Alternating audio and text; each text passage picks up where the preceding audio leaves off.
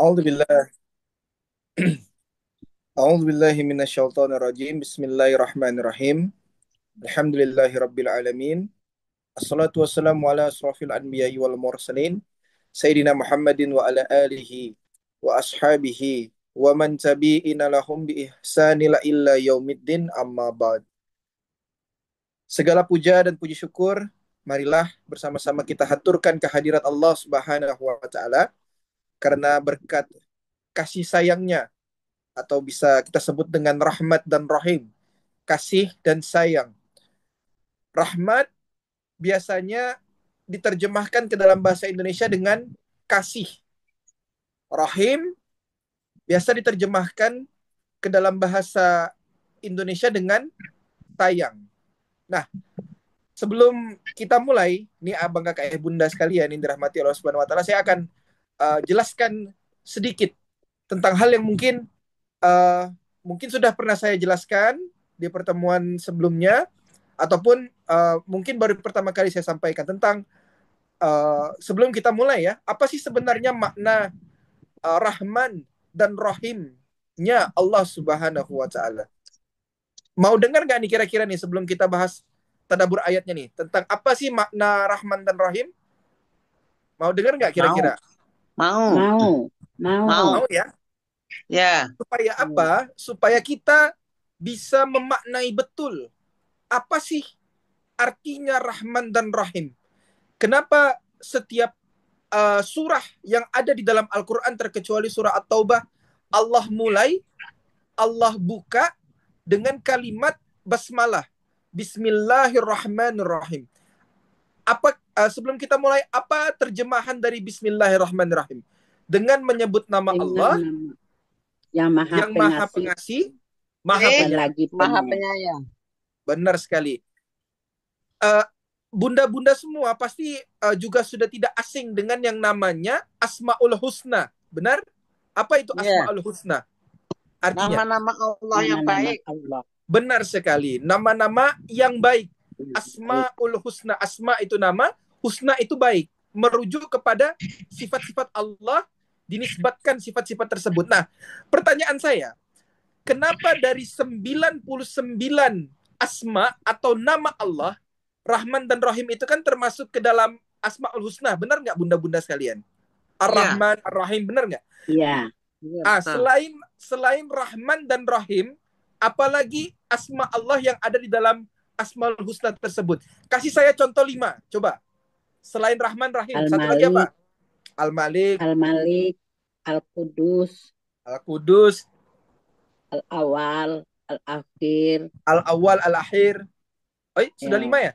Oh, benar. udah Oke, 5 udah. sudah 5, benar. Ini dengan ibu siapa ya yang menjawab ya? Mohon maaf, nggak kelihatan wajahnya. Eh, Ibu Ibu siapa? Elmawati dari Padang. Oh, Assalamualaikum Bu Elma. Masya Allah, tabarakallah. Terima kasih sudah Waalaikumsalam menjawab ya. warahmatullahi wabarakatuh, Ustaz. Iya. Nah, kita ambil contoh 5. Al-Qudus, As-Salam, Al-Awwal, Al-Akhir, Al-Malik. Kita ambil contoh. Mengapa Allah Subhanahu wa taala tidak menggunakan misalnya seperti ini? Bismillahil-Malikil Qudus. Sama nggak tuh dengan Ar-Rahman dan Ar-Rahim? Sama kan? Sama-sama di dalam Sama. Asmaul Husna. Husna. Benar. Benar. Kenapa tidak disebutkan Bismillahi awanil akhir? Kenapa tidak disebutkan misalnya apalagi Asmaul Husna? Ayo bunda-bunda sekalian. Apalagi ayo selain 5 tadi. Al-Aziz, Al-Qudus, Al-Ghafur, As-Salam, Al-Wahhab, Ar-Razak, Nah, Al-Ghaffar, kenapa tidak Al-Ghaffar. disebutkan Bismillahil Al-Muhaimin. Wahhab Ar-Razak gitu? Kenapa yang dipakai Allah Subhanahu wa taala itu justru Ar-Rahman dan Ar-Rahim? Penasaran nggak kenapa? Penasaran. Iya, Penasaran. penasaran. Iya, Karena Allah itu pengasih dan penyayang. benar. Tapi bukan berarti Allah itu tidak kuasa. Kalau di dalam Asmaul Husna itu Allah itu ada maha maha maha apa? Maha berkuasa gitu loh. Ada yang maha membalas, ada yang maha Ya. memperhitungkan. Kenapa tidak dipakai itu? Kenapa yang dipakai Saya justru maha Rahman dan Rahim? adil. Kenapa? Kenapa Bunda? Maha adil. Ada juga Allah maha adil. Kenapa tidak Bismillah Al-Adil misalnya? Al-Adil Al-Mutakabbir gitu. Kenapa Ar-Rahman dan Ar-Rahim? Nah, dalam penjelasan kali ini saya akan jelaskan. Jadi, apakah kayak bunda sekalian yang dirahmati oleh Allah Subhanahu wa taala, kalau kita merujuk kepada terjemahan, ini boleh dicatat, boleh didengerin ya. Karena ini sambilan supaya kita Ini bisa dicatat, lebih memaknai Ustaz. kalimat basmalah. Nah, dalam kalimat basmalah Ar-Rahman dan Ar-Rahim, sesungguhnya para ulama menjelaskan bahwa Allah Subhanahu wa taala itu terlepas dari ke-99 nama yang ada di dalam Asmaul Husna, ingin memperkenalkan dirinya, ingin mengintroduce dirinya kepada kita selaku makhluk itu dengan bahasa ataupun sifat yang paling sesuai dengan manusia, yaitu Rahman dan Rahim. Pertanyaannya, siapa sih manusia yang gak suka dikasih dan disayang? Gak usah sama Allah deh. Misalnya ibu-ibu nih, dikasih dan disayang sama suaminya. Senang gak kira-kira? Senang. Senang, alhamdulillah. Senang. Alhamdulillah. Itu adalah cara Allah Subhanahu wa taala untuk memperkenalkan sifatnya yang paling membuat makhluknya itu nyaman. Membuat kita selaku manusia itu tidak lari dari sang penciptanya. Berbahaya seandainya Allah memperkenalkan dirinya sebagai maha berkuasa. Ya, kita bisa merasakan ya, maha berkuasa, maha adil. Seolah-olah Allah itu hakim yang akan menghakimi segala macam perbuatan kita. Walaupun itu benar. Akan tetapi maha pengasihnya Allah, maha penyayangnya Allah, sampai beliau pun memperkenalkan dirinya kepada kita selaku makhluk dengan kalimat Rahman dan juga kalimat Rahim. Bukan dengan kalimat akulah sang aziz, akulah sang Jabbar misalnya. Akulah maha berkuasa, maha besar. Tidak. Allah menggunakan pendekatan yang amat lembut, amat sangat diinginkan oleh pada makhluknya, yaitu Rahman dan juga Rahim. Nah, ini bisa dimengerti ya, bunda-bunda sekalian ya. Jadi Allah Subhanahu wa taala itu tidak ingin kita selaku makhluknya itu berpaling ataupun lari daripadanya. Makanya Allah Subhanahu wa taala itu memperkenalkan dirinya kepada kita selaku makhluk dengan sifat yang paling sesuai, atau paling kalau bahasa kita tidak membuat makhluknya itu justru lari. Tidak bisa kita pungkiri, apakah kayak bunda sekalian, Allah itu maha menguasai hari akhir. Allah itu yang menciptakan surga dan neraka. Allah itu yang menciptakan langit beserta 7 lapisnya. Allah itu yang menciptakan awal dan akhirnya. Awal dan akhir itulah Allah. Akan tetapi bisa dibayangkan kita selaku manusia yang mempunyai perasaan, seandainya dikenalkan kepada Tuhan kita dengan kalimat-kalimat yang seperti itu, apakah kita justru akan semakin mendekat kepadanya atau justru semakin lari daripadanya? Kecenderungan kita pasti akan lari, apakah kayak bunda sekalian, ketika dihadapkan kepada sesuatu yang maha kuasa gitu ya, sesuatu yang maha besar, sesuatu yang maha memperhitungkan, sesuatu yang maha membalas.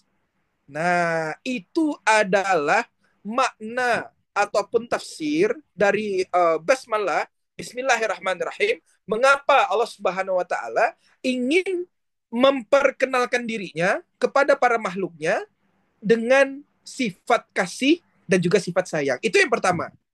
Lalu yang kedua, apa sih perbedaannya antara Rahman dan Rahim? Kasih dan sayang. Kasih dan sayang. Kalau kita pikir secara nalar, apakah kayak bunda sekalian, ketika kita dikasih, artinya kita disayang nggak? Misal, kita punya anak nih, ibu-ibu nih, Mak, itu kanan gitu. Buat apa gitu kan? Buat beli pulsa misalnya. Kita kasih ini anak kita.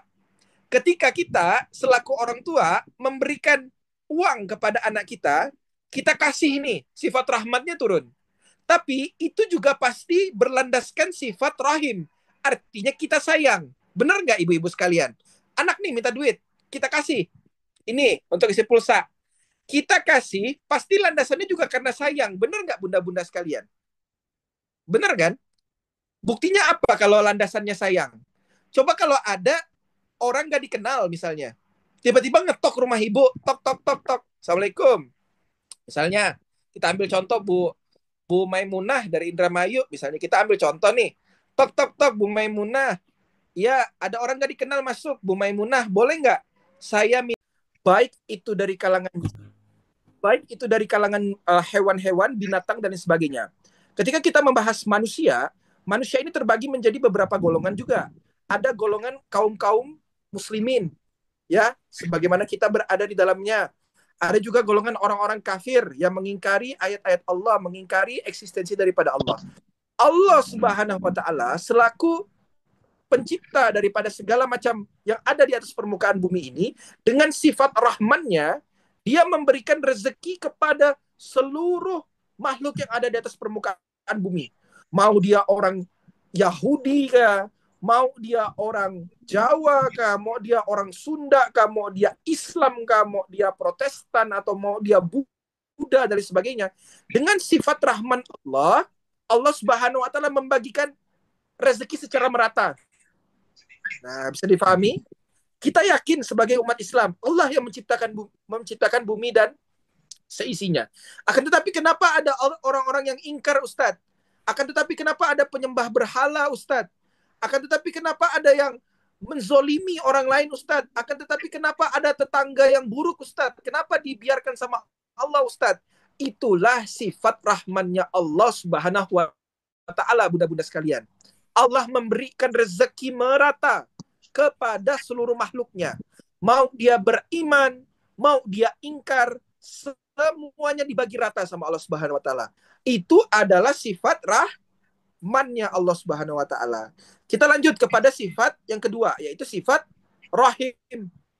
Sifat rahim inilah, bunda-bunda sekalian, yang Allah Subhanahu wa Ta'ala berikan khusus, eksklusif kepada kita selaku umat Islam yang beriman kepada Allah Subhanahu wa Ta'ala. Bunda-bunda sadar nggak kalau seandainya perempuan mengandung nih, perempuan itu mengandung jabang bayi, kita sebut di dalam perut atau di dalam rahim? Perut. Di dalam perut. Di dalam perut ada apa, bunda? Macam. Ada tempat spesial yang hanya Allah ciptakan di dalam tubuh seorang wanita, yaitu rahim. Kalau bahasa Arab itu ra fathah, itu dibaca ro. Kalau kita sebutnya rahim. Akan tapi kalau bahasa Arab jadinya rahim. Nah, ini yang banyak bunda-bunda gak sadar. Ketika Allah menciptakan rahim di dalam tubuh seorang wanita, sesungguhnya itu ada tadaburnya. Tadaburnya apa? Coba bunda-bunda bayangkan. Kalau seandainya yang dikasih rahim itu bapak-bapak, kira-kira bisa bertahan nggak? Seandainya bapak-bapak yang hamil nih. Bapak-bapak hamil 9 bulan. Kira-kira dengan perangai bapak-bapak, dengan tingkah laku bapak-bapak, bisa selamat nggak tuh jabang bayi sampai 9 bulan? Ibu-ibu jawab deh. Nggak bisa. Kenapa Bu Nesi? Kenapa nggak bisa, Bu Nesi? Karena bapak-bapak tidak punya rahim. Bapak-bapak tuh sifatnya keras.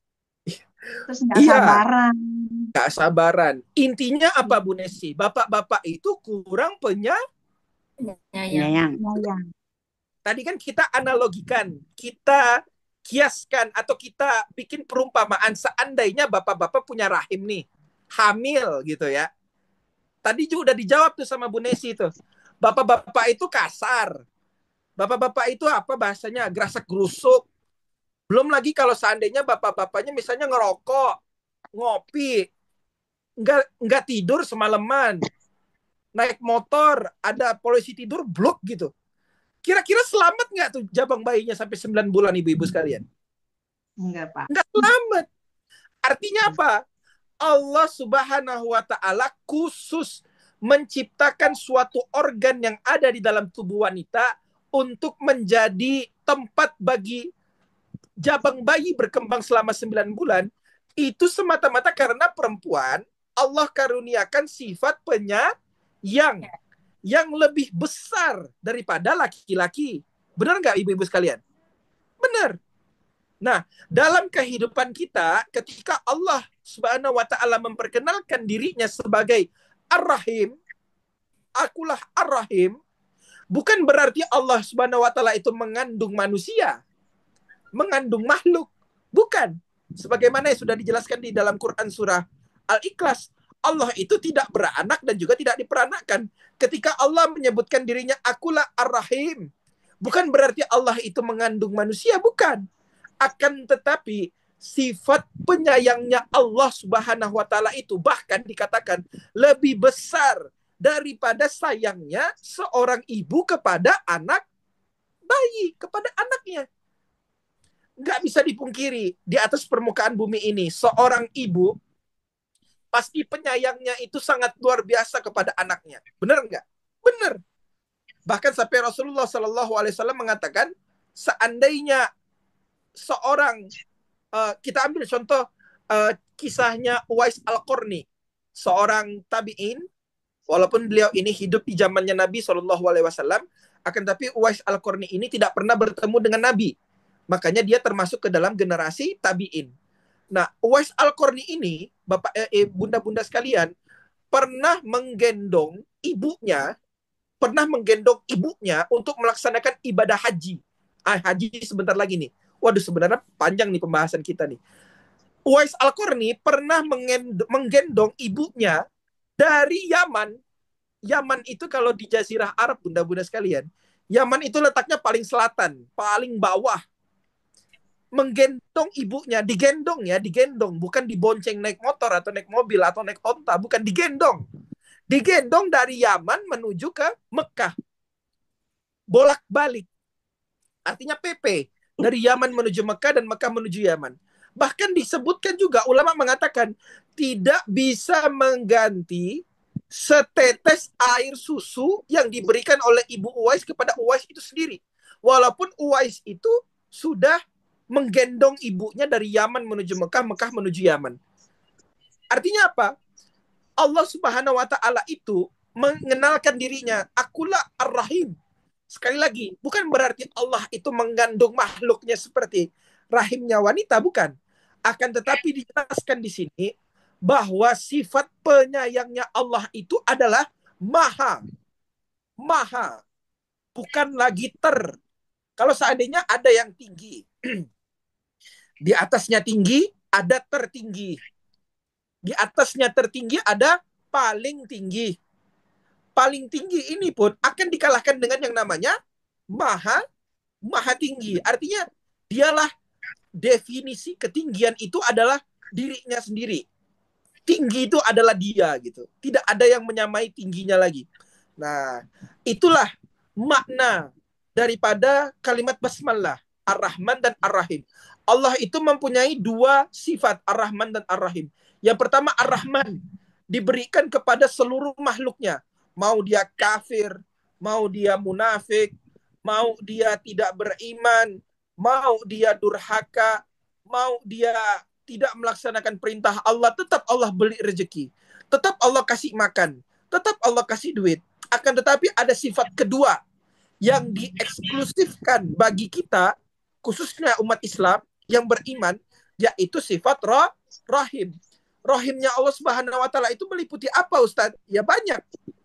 Contoh, seorang ibu ketika melarang anaknya untuk minum es gitu, lalu anaknya nangis, anaknya mau minum es, lalu anaknya dilarang nih sama ibunya.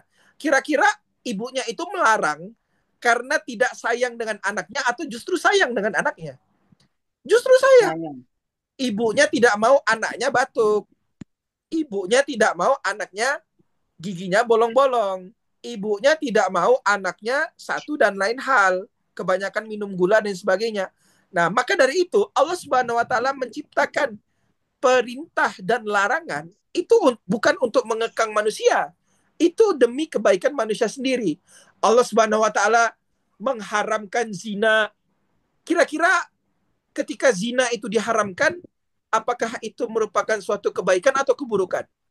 Kebaikan. Bisa dibayangkan kalau seandainya Allah membiarkan kita berzina gitu. Luar biasa, bunda-bunda sekalian. Terserah kalian mau berzina, kalian mau apa terserah. Misalnya Allah bilang, ya udah aku kasih, terserah. Aku mau apa terserah. Misalnya kata Allah. Bisa dibayangkan betapa kacaunya hidup ini. Akan tetapi Allah larang zina itu. Bukan untuk membatasi kita. Atau bukan untuk tidak sayang sama kita. Justru karena Allah sayang, makanya Allah larang zina. Allah larang misalnya riba. Allah larang riba. Padahal riba itu kan menguntungkan ya. Misalnya nih, saya pinjam duit sama Ustadz Nandi 10.000. Terus Ustadz Nandi bilang, Ustadz Ferdi, nanti gantinya 15.000 ya. Seandainya saya iyakan, maka untung Ustadz Nandi 5.000. Akan tetapi Allah haramkan hal tersebut. Karena apa? Mudarat di dalamnya, tidak baik di dalamnya. Nah, itulah bukti-bukti ataupun tanda-tanda penyayangnya Allah terhadap kita. Ketika Allah memerintahkan kita untuk sholat 5 kali sehari, ketika Allah memerintahkan kita untuk mengsedekahkan harta kita, menzakatkan harta kita, mengeluarkan harta kita untuk berkurban, sapi, kambing, dan lain sebagainya, itu adalah bukti daripada Allah itu sebenarnya sayang sama kita, bunda sekalian. Ketika kita melaksanakan ketaatan, ketika kita sholat, ketika kita mengaji, ketika perasaan kita tenang, ketika rezeki kita lancar, kira-kira Allah untung nggak dengan keadaan kita? Tidak. Ketika kita melaksanakan perintah Allah, maka keuntungannya sendiri pun akan kembali kepada kita. Ketika kita sholat, melaksanakan perintah Allah, kita menjadi tenang. Ketika kita bersedekah, rezeki kita lancar, itu kembali lagi kepada kita. Nah, itu adalah bukti daripada sifatnya Allah Subhanahu wa taala, yaitu Ar-Rahim, seperti itu. Jadi dibagi menjadi 2 ya bunda ya. Jadi sekarang bunda-bunda sekalian, pokoknya setiap sholat ataupun setiap ngaji, ketika ingin memulai suatu surah, baik itu Fatihah ataupun surah-surah pendek ataupun surah-surah yang ada di dalam Quran, resapi betul maknanya. Makna Ar-Rahman dan Ar-Rahim ini.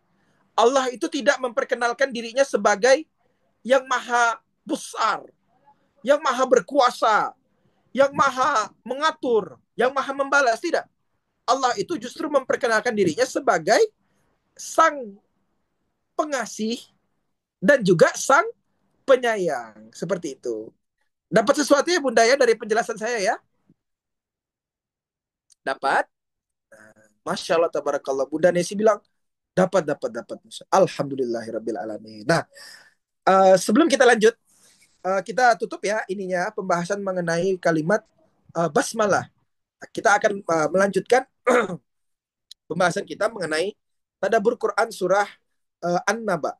Nah, kalau kita lihat pada malam hari ini ada sekitar 28 orang saja. 28 orang yang bergabung di dalam kelas kita pada malam hari ini. Jangan berkecil hati. Bunda-bunda sekalian, ini kalau nggak salah hitung saya udah pertemuan keempat ini. Pertemuan keempat. Seharusnya di An-Naba itu dari ayat 16 sampai 20. Tapi sebelum kita masuk ke An-Naba, saya pengen bahas sedikit lagi nih tentang Quran surah Al-Mujadalah. Nah, ini boleh dicatat nih. Boleh dicatat. Quran surah Al-Mujadalah. Surah ke-58 ayat ke-11. Surah Quran boleh dicatat. Al-Mujadalah. Surah ke-58 ayat ke-11. Bismillahirrahmanirrahim. Allahu yarfa'ul ladina amanu minkum walladina utul ilma darajah. Wallahu bima ta'maluna khabir. Yang artinya, Allah meninggikan orang-orang yang beriman di antara kamu dan orang-orang yang diberi ilmu beberapa derajat. Dan Allah Maha mengetahui apa yang kamu kerjakan. Mungkin Zoom kita ini tidak dihadiri oleh 100 orang gitu ya Bunda ya, 300 orang. Kita cuma 30 orang. Akan tetapi Allah Subhanahu wa taala mengatakan di Quran surah Mujadalah, surah ke-58, ayat yang ke-11. Allahu yarfa'ul ladina amanu minkum Walladina utul ilma darajah wallahu bima ta'maluna khabir. Allah meninggikan orang-orang yang beriman di antara kamu dan orang-orang yang diberi ilmu beberapa derajat. Dan Allah Maha mengetahui apa yang kamu kerjakan. Nah, ini ada sifat Allah lagi nih. Allah Maha mengetahui. Nah, apa penjelasannya Ustadz tentang Quran surah Mujadalah ini? Sebelum kita masuk ke An-Naba ya, ini keutamaan menuntut ilmu. Penjelasannya adalah Allah meninggikan derajat orang beriman dan berilmu. Itu yang pertama. Ayat ini, bunda-bunda sekalian, menyatakan bahwa ada dua golongan utama yang akan Allah angkat derajatnya. Yang pertama adalah orang yang beriman, yakni mereka yang yakin dan taat kepada Allah. Dan yang kedua adalah orang yang diberi ilmu, yang memahami agama ataupun ilmu pengetahuan secara umum. Ini menunjukkan bahwa iman dan ilmu adalah dua hal yang saling melengkapi dan sangat dihargai dalam Islam. Ilmu tanpa iman kurang sempurna. Begitu juga iman tanpa ilmu bisa kurang mendalam. Allah Subhanahu wa taala juga menjelaskan di dalam Quran surah Mujadalah ini. Apa sih yang dimaksud dengan darajah? Darajah. Darajah ini kalau dalam terjemahan bahasa Indonesia ya bunda sekalian, artinya kedudukan, kemuliaan, atau penghormatan, baik itu di sisi Allah maupun di sisi manusia. Nah, lalu yang terakhir, Allah Maha mengetahui apa yang kamu kerjakan. Di sini Allah ingin mengingatkan bahwa semua amal perbuatan kita, baik termasuk saat kita menuntut ilmu, ataupun sedang mencari rizki, ataupun sedang beribadah, itu semua diketahui dan dicatat oleh Allah. Jadi, kuncinya adalah keikhlasan dan juga istiqomah yang sangat-sangat mendalam. Nah, artinya bunda-bunda sekalian ataupun ayah-ayah sekalian yang pada malam hari ini berkumpul di dalam Zoom pada malam hari ini adalah orang-orang pilihan. Kenapa bisa disebut orang-orang pilihan, Ustadz? Karena orang-orang yang menuntut ilmu itu ditinggikan derajatnya sama Allah. Ditinggikannya ini, bunda sekalian, ditinggikan dalam dua hal. Ditinggikan di sisi Allah dianggap sebagai orang yang tinggi ilmunya, dan juga di sisi manusia dianggap sebagai orang yang alim atau ilmunya tinggi. Jadi kemuliaan yang didapatkan dua bagi orang yang menuntut ilmu itu, fit dunya wal akhirah. Di sisi Allah dia dicatat sebagai seorang penuntut ilmu syar'i, di sisi manusia dia dicatat sebagai orang yang berilmu. Jadi jangan merasa kecil hati ketika seandainya ada temannya tidak ikut Zoom ini, atau seandainya misalnya matanya mengantuk gitu ya, matanya mengantuk tapi masih menyempatkan untuk hadir. Ini adalah orang-orang yang memang dipilih langsung oleh Allah Subhanahu wa taala untuk apa? Ditinggikan derajatnya Allah Subhanahu wa taala. Sama Allah, ditinggikan. Nah, jadi saya ucapkan selamat kepada ibu-ibu sekalian, bapak-bapak sekalian yang mungkin hadir dalam Zoom pada malam hari ini. Ini adalah orang-orang yang memang di sisi Allah diinginkan derajatnya ditinggikan sama Allah Subhanahu wa taala. Alhamdulillahirabbil alamin. Nah, kita masih ada waktu sekitar 15 menit lagi, kita akan bahas tentang Quran surah An-Naba dari ayat 16 sampai ke 20. Kita akan ini aja ya. Akan singkat aja. Bentar, saya buka Quran surah An-Naba dulu nih di hafiz saya nih supaya saya bisa baca. Oke. Bismillahirrahmanirrahim. Quran surah An-Naba juz 30, surah ke-78 ayat 16 sampai 20. Ayat 16-nya, Inna yaumal fasli kana miqata, yang artinya sesungguhnya hari pemisahan atau hari kiamat itu adalah waktu yang ditentukan. Ayat yang 17, yauma yunfaqu fis-suri fatatuna afwaja, pada hari yang pada waktu itu atau saat itu sangkakala ditiup, maka kamu akan datang berkelompok-kelompok. Ayat yang ke-18, wa futihatis sama'u fakanat abwaba, dan langit pun dibuka menjadi pintu-pintu yang besar. Ayat yang ke-19,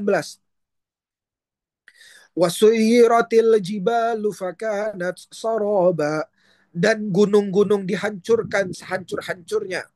Ayat yang ke-20, inna jahannama kanat mirsada, sesungguhnya neraka jahanam itu adalah tempat pengintai. Nah, jadi ayah bunda sekalian silakan dicatat pembahasan malam kita pada malam hari ini An-Naba 16 sampai 20. Kita jelaskan tentang An-Naba ayat yang ke-16. Inna yaumal fasli kana miqata. Apa sih maknanya Ustaz tentang Quran surah An-Naba ayat yang ke-16 ini? Quran surah An-Naba ayat bunda sekalian yang ayat yang ke-16 ini adalah merupakan dalam kalimat kita misalnya bedah perkata. Inna yaumal fasli kana miqata. Dalam kalimat inna sesungguhnya. Di sini Allah ingin menegaskan bahwa ini benar-benar gak main-main. Inna itu sesungguhnya. Yaumal fasli, hari pemisahan atau juga hari pembalasan. Saat manusia, ini maknanya ayah bunda sekalian, sesungguhnya hari pemisahan, hari kiamat itu adalah waktu yang ditentukan. Hari pemisahan saat manusia dipisahkan antara yang beriman dan juga yang kafir. Yang beriman dan juga yang kafir. Karena itu artinya adalah menyatakan kepastian adalah miqata, waktu yang telah ditentukan, yang sudah ditetapkan dan tidak dapat diubah-ubah. Artinya sesungguhnya hari kiamat itu di sisi Allah Subhanahu wa taala adalah hari pemisahan antara orang yang beriman dan juga orang-orang kafir, di mana hari kiamat ini sudah ditentukan waktunya dan tidak akan pernah meleset, tidak akan pernah maju ataupun tidak akan pernah mundur. Itu adalah makna daripada ayat yang ke-16. Inna yaumal fasli kana miqata. Pemisahan antara orang kafir dan juga orang beriman. Lalu ayat yang ke-17.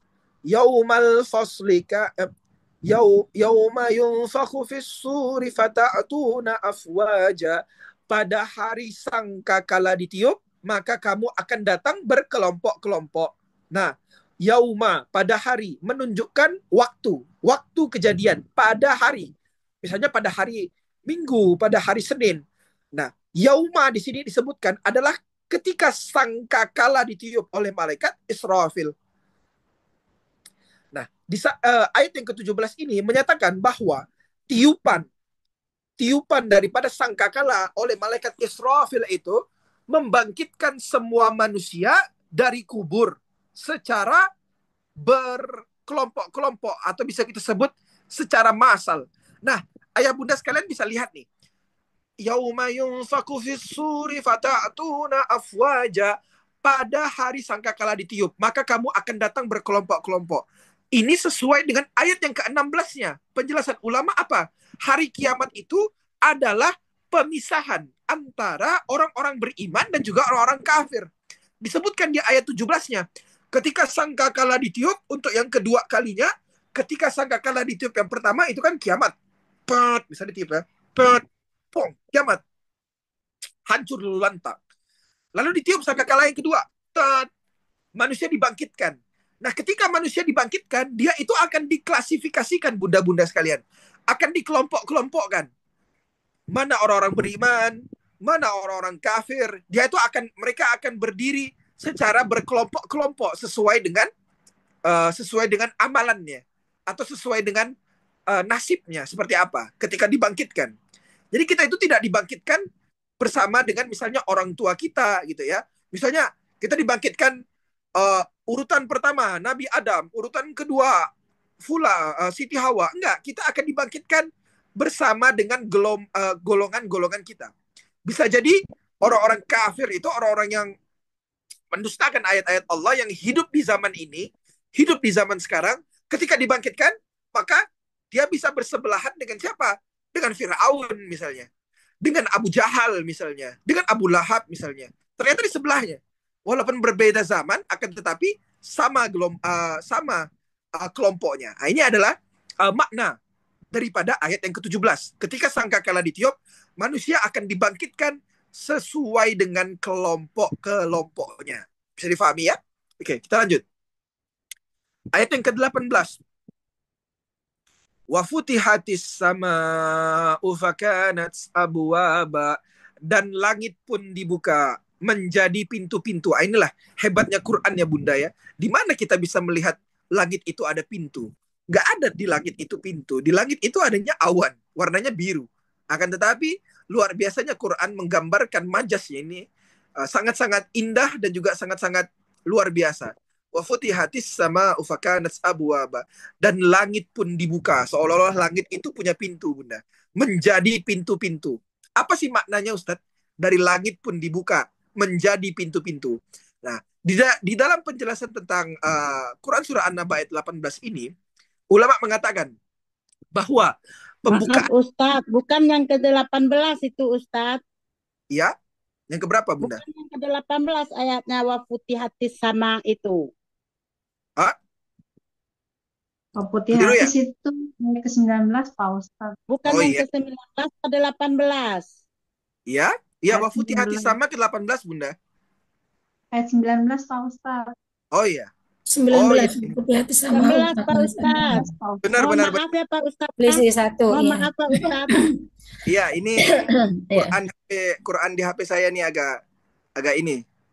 Iya, oke. Sip. Nah, wa futihatis sama ufakanas abwaba. Ulama di sini menjelaskan, bunda-bunda sekalian, ketika langit yang awalnya tertutup menjadi terbuka seperti pintu besar. Untuk apa? Azab dan malaikat turun. Disebutkan di sini bahwa kehancuran alam semesta yang terjadi saat kiamat itu ditandai juga dengan apa? Dengan azab. Nah, kiamat ini, bunda-bunda sekalian, ini bisa menjadi pertanda dua hal. Bagi orang-orang yang beriman, kiamat ini adalah awal daripada perjumpaannya kepada Allah Subhanahu wa taala. Artinya apa?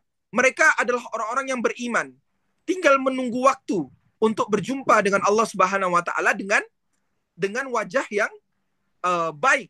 Makna wajah di sini artinya Allah tidak murka terhadap mereka. Akan tetapi hari kiamat ini juga bisa menjadi awal bagi pada kehancuran bagi pada siapa? Orang-orang kafir. Ketika dia berada di dalam neraka, lalu ditiupkan sangkakala, dibangkitkan dia, justru mereka akan berkata, celaka aku. Celaka aku. Kenapa? Karena ini adalah awal daripada penderitaan mereka yang tidak akan berujung di hadapan Allah Subhanahu wa taala. Disebabkan oleh apa? Disebabkan oleh kekafiran, disebabkan oleh kekufuran yang mereka lakukan selama hidup di atas dunia. Kita lanjutkan ke ayat yang selanjutnya. Wasuyiratil jibalu Fakanat saroba. Baru fakanat saroba. Dan gunung-gunung dihancurkan sehancur-hancurnya. Nah, ini bisa dibayangkan bunda-bunda sekalian. Kita tidak pernah melihat gunung itu hancur. Sebesar-besarnya letusan gunung berapi yang mungkin selama kita masih hidup ya, kita tidak pernah, mungkin ibu-ibu ataupun bunda-bunda yang ada di Pulau Jawa ataupun yang ada di Pulau Sumatera yang punya punya gunung berapi, sebesar-besarnya letusan gunung berapi itu rasa-rasanya tidak sampai menghancurkan gunung itu sendiri. Benar nggak? Akan tetapi ketika kiamat disebutkan di ayat ini, disebutkan wasuyiratil jibalu fakanat saraba, dan gunung-gunung dihancurkan sehancur-hancurnya. Bisa dibayangkan kalau seandainya satu gunung itu dihancurkan seperti apa. Ini satu bumi, seluruh gunung yang ada di atas permukaan bumi ini dihancurkan. Maknanya apa?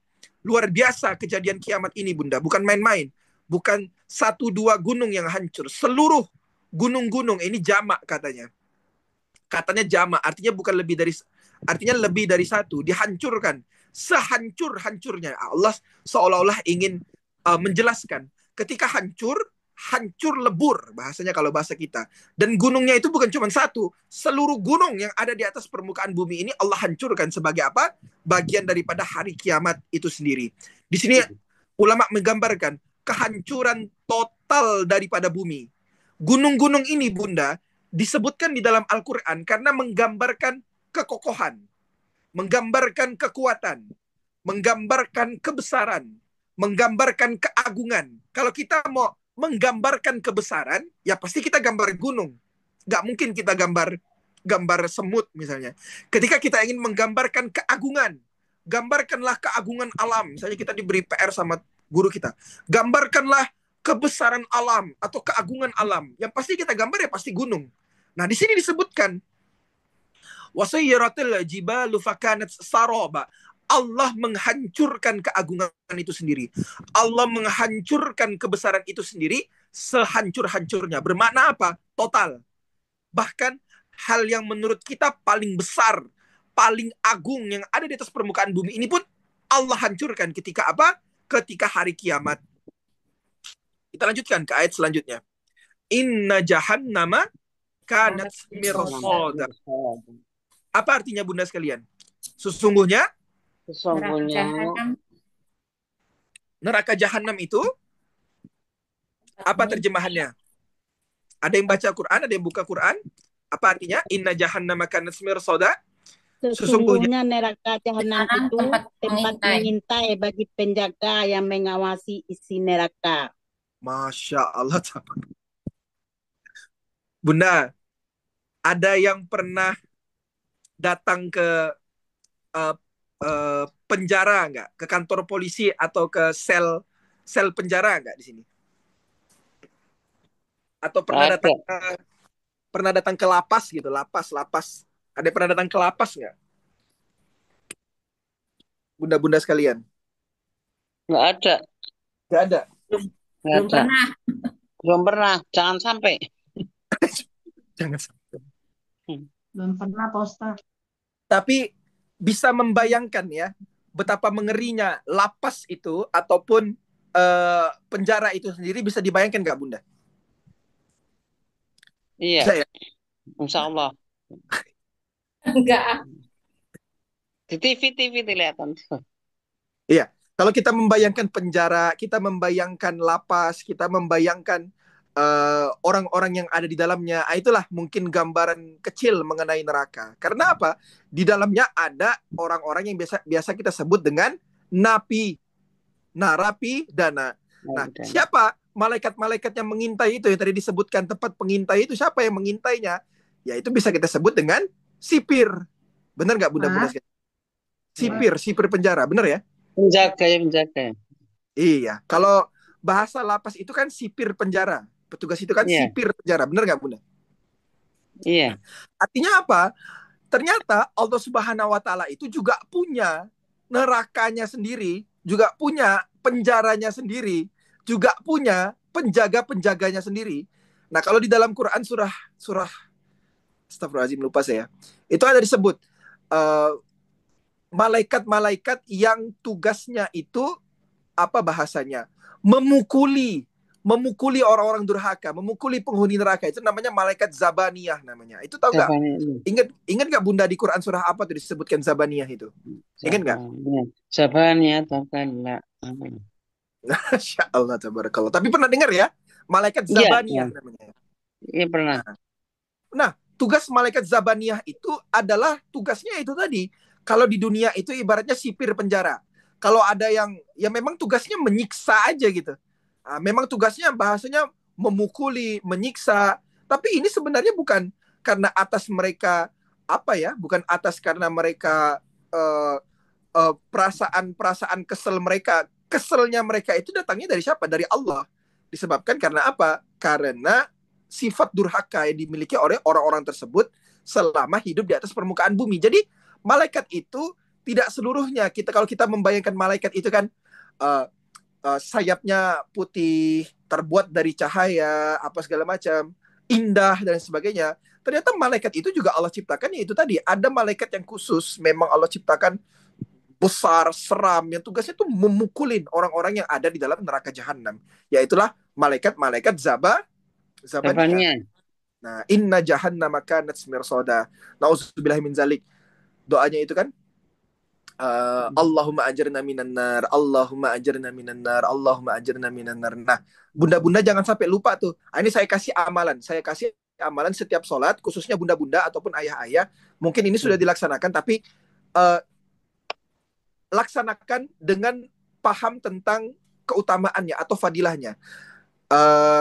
Apa bahasa tadi saya sebutkan, Allahumma ajarna minan nar, Allah. Nah, setiap habis sholat fardu ataupun sholat sunnah dan sebagainya, usahakan ini zikir wiridnya seperti ini. Saya ajarin ya setelah selesai sholat. Astagfirullahalazim allazi la ilaha illahu wal hayyul qayyum wa atubu ilaihi 3 kali. Astagfirullahalazim allazi la ilaha wal hayyul qayyum wa atubu ilaihi. Nah, lalu Allahumma ajarna minan nar, itu artinya kan ya Allah tolong jauhkan aku daripada neraka. Kurang lebih seperti itu. Nah, Allahumma ajirna minan nar, Allahumma ajirna minan nar, Allahumma ajirna minan nar. Itu diulang sebanyak 6 kali. Ulama menyarankan ketika kita membaca wirid Allahumma ajirna minan nar, setelah selesai sholat itu dibaca sebanyak 6 kali. Ya. Kalau tadi yang Astaghfirullahaladzim alladzi la ilaha illa huwal hayyul qayyum wa atubu ilaih itu dibaca 3 kali. Setelah istighfar, baca Allahumma ajirna minan nar dibaca sebanyak 6 kali. Dibacanya juga jangan sekedar dibaca Allahumma ajirna minan nar, Allahumma ajirna minan nar, Allahumma ajirna minan nar. Seolah-olah kita hanya kayak wirid biasa gitu. Akan tetapi hadirkan permohonan di dalamnya. Maknai Allahumma ajirna minan nar itu sebagai benar-benar permintaan kepada Allah Subhanahu wa taala. Jadi kalau kita wirid Allahumma ajirna minan nar, itu tangan kita seperti berdoa. Allahumma ajirna minan, sambil berdoa Bunda. Ditelakukan tangannya dua-duanya. Allahumma ajirna minan nar, Allahumma ajirna minan nar, Allahumma ajirna minan nar. Diulang terus sebanyak 6 kali. Karena apa? Ini kadang jangan sampai wirid-wiridnya kita itu hanya sekedar lewat di lisan aja gitu. Hanya kayak rutinitas aja gitu. Nah, seperti yang tadi sudah saya jelaskan tentang bismillah, basmalah, jangan sampai wirid-wirid kita, baik itu basmalah ataupun kalimat Allahumma ajirna minan nar, itu kayak hanya selipas gitu lah Bunda, lewat gitu aja. Jangan sampai, padahal ini maknanya besar, jangan main-main. Kalau kita benar-benar minta sama Allah Subhanahu wa taala untuk dijauhkan dari neraka, harusnya mintanya tuh benar-benar gitu. Allahumma ajirna minan nar, Allahumma ajirna minan nar, Allahumma ajirna minan nar. Diulang lagi 3 kali lagi. Allahumma ajirna minan nar, Allahumma ajirna minan nar, Allahumma ajirna minan nar. Baru lanjut. Allahumma antas salam wa minkas salam wa ilaika ya'udus salam. Fahyina rabbana bis salam wa adkhilna jannata darussalam tabarak rabbana wa ta'alita ya zal jalali wal ikram, dan seterusnya. Bisa dipahami ya Bunda-bunda sekalian ya? Bisa dipahami? Allah. insya Allah. Insya Allah, Bisa. Ustaz. Ya Allah. Dapat sesuatu ya pada malam hari ini? Dapat, Dapat. alhamdulillah dapat. Banyak, Dapat sesuatu nggak? alhamdulillah. Dapat, Ustaz. Banyak. Alhamdulillah. Oke. Alhamdulillah. Oke. Mengingat waktunya sudah lewat daripada materinya, alhamdulillah semoga apa yang saya sampaikan bermanfaat bagi Bunda dan juga bagi diri saya pribadi. Saya mohon Amin. maaf apabila ada pembahasan-pembahasan yang mungkin kelewat batas ataupun mungkin salah khilaf daripada saya, itu kekurangan datangnya dari diri saya pribadi dan segala macam kelebihan datangnya daripada Allah Subhanahu wa taala. Terima kasih Bunda. Saya cukupkan pembahasan saya pada malam hari ini. Wabillahi taufiq wal hidayah. Wassalamualaikum warahmatullahi wabarakatuh. Waalaikumsalam warahmatullahi wabarakatuh. Masya Saya Allah. kembalikan kepada Bang Nandi. Terima kasih. Syukron Ustadz Terima kasih. Dr. Ferdi yang sudah menyampaikan materi dari kajian kita malam hari ini. Masya Allah. Dapat sesuatu malam ini ya Bunda Bapak sekalian? Dapat, insya Allah. Dapat. Insya Allah. Alhamdulillah. Alhamdulillah dapat. Baik, terima kasih Ustadz Ferdi yang sudah menyampaikan materinya. Semoga dari materi malam hari ini dapat menambah pengetahuan kita, dapat menambah ilmu kita, dan juga dapat menambah keimanan kita kepada Allah Subhanahu wa Ta'ala. Amin. Amin. Amin ya rabbal alamin. Baik, ayah bunda bangsa sekalian yang dirahmati oleh Allah Subhanahu wa Ta'ala, berakhir sudah kajian kita pada malam hari ini membahas tentang tadabbur Quran Surah An-Naba. Untuk itu, marilah kita tutup bersama-sama. Kita tutup dengan membaca hamdalah. Alhamdulillahirabbil alamin. Dan doa kafaratul majelis. Alhamdulillahirabbil alamin. Subhanakallahumma wa bihamdika asyhadu an la ilaha illa anta astaghfiruka wa atubu ilaik. Saya selaku MC, mohon maaf apabila ada salah kata dan saya pamit undur diri. Saya ucapkan billahi taufiq wal hidayah. Wassalamualaikum warahmatullahi wabarakatuh. Waalaikumsalam Waalaikumsalam warahmatullahi wabarakatuh.